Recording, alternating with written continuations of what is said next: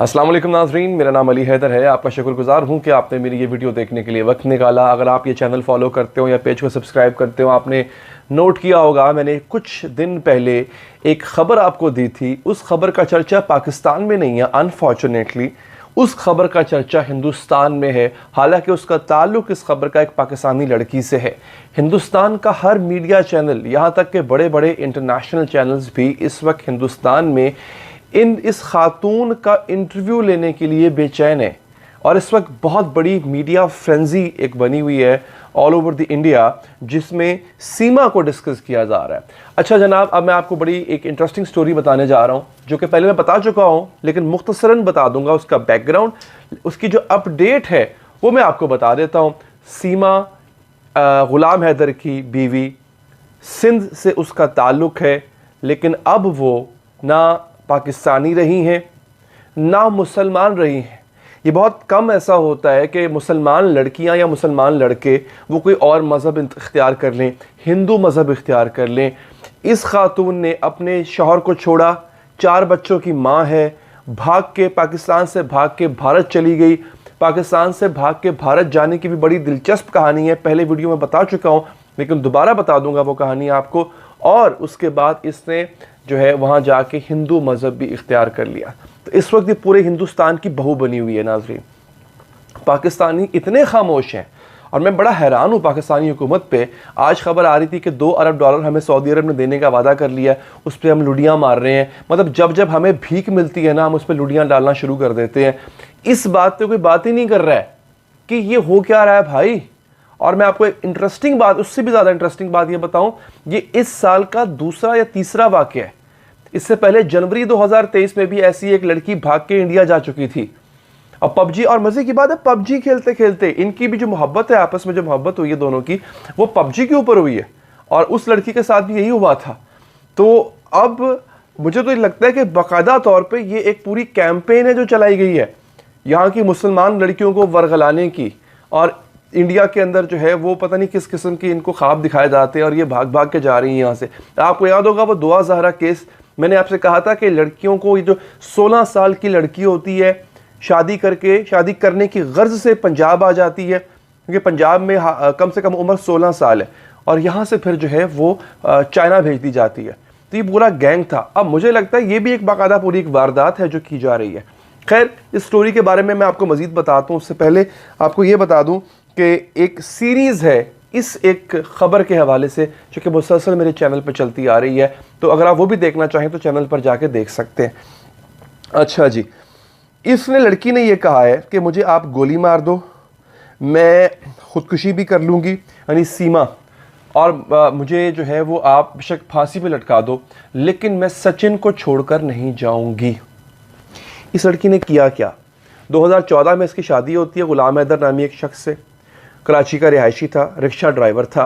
वो आदमी बेहतर रोज़गार के सिलसिले में चला जाता है सऊदी अरब, वहाँ पे मजदूरी कर रहा होता है। इस दौरान इस लड़की का पबजी पे जो है वो खेलने पे जो है वो वक्त गुजरता है। और करते करते जो है इस लड़के से, सचिन नामी लड़के से, जो कि दिल्ली का रहने वाला है, दिल्ली के साथ ही एक जगह है नोएडा, वहाँ का रहने वाला है, 7 किलोमीटर दूर है दिल्ली के साथ। तो वहाँ पे इसका दिल आ जाता है उस लड़के से। अब बातचीत शुरू हो जाती है, बातचीत दोस्ती में, दोस्ती मोहब्बत में, प्यार में बदल जाती है। ये कहती है, बकौल इसके अपने इंटरव्यू के इस खातून के, ये कहती है जनाब कि सबसे पहले सचिन से मिलने के लिए मैंने जो है वो इंतखाब किया कि मैं सचिन से मिलने जाऊंगी। सचिन दुबई आ जाएगा, मैं भी दुबई आ जाऊंगी, क्योंकि भारत तो जा नहीं सकती थी डायरेक्ट, तो वहाँ पे मुलाकात कर लेंगे। पता चला कि सचिन के पास पासपोर्ट ही नहीं है। हाँ, अलबत्ता हिंदुस्तानियों को नेपाल जाने के लिए पासपोर्ट की ज़रूरत नहीं है। लिहाजा इसने कहा कि मैं सबसे पहले उठ के मैं गई नेपाल, सचिन भी नेपाल आ गया। वहाँ पे जाके हमने एक हिंदू मंदिर में शादी कर ली। इतना दिल किया, इतना दिल आ गया एक दूसरे पे कि हमने शादी कर ली। कह रही है शादी करके, और हिंदू धर्म के मुताबिक शादी की, शादी करके मैं वापस आ गई। जब मैं वापस आ गई तो मेरा दिल नहीं लग रहा था, फिर मुझे ये भी था कि मेरे बच्चे भी हैं। फिर कहती है मैंने फ़ैसला किया मैं अपने बच्चों समेत पाकिस्तान से भाग जाऊँगी। इसके नाम पे इसके शौहर ने एक मकान इसको बनवा के दिया था, और उसकी कीमत थी कोई 12-13 लाख रुपया। इसने क्या किया, इसने अपने शौहर का वो मकान बेचा, वीज़ा लगवाया नेपाल का, यहाँ से बतौर बरास्ता शारजा अपने बच्चों को पकड़ा, शारजा से होती हुई नेपाल पहुँची।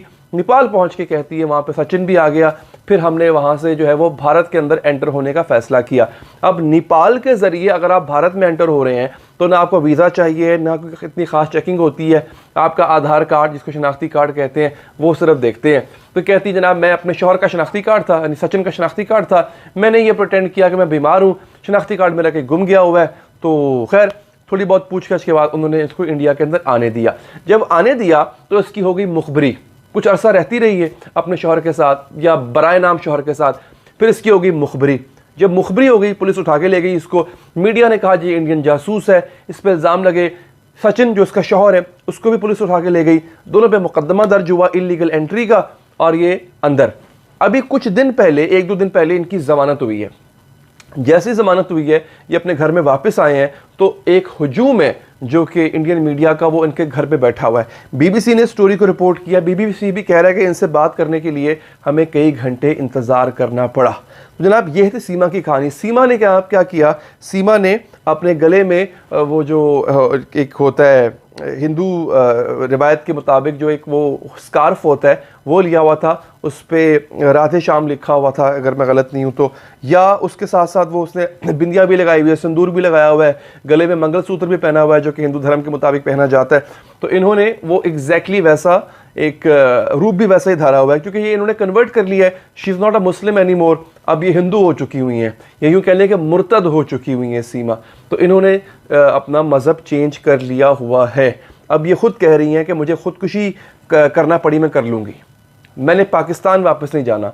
और मेरा ख्याल है अब इस लायक रह भी नहीं गई कि पाकिस्तान वापस जाएंगे, जो इन हरकतें इन्होंने कर दी हुई हैं। और बकौल इनके मैंने अपने शौहर को तलाक दे दी हुई है, ज़ुबानी तलाक दे दी हुई है। हालांकि इस्लाम के मुताबिक तो है वो तो औरत तलाक दे नहीं सकती, औरत खुला का दावा कर सकती है। और अब इस हवाले से उलमा रहनुमाई फरमाएंगे कि जो औरत अपना मजहब ही तब्दील कर ले तो क्या वो रिश्ता अज़वाज, उसका निकाह बाकी रहता भी है कि नहीं रहता।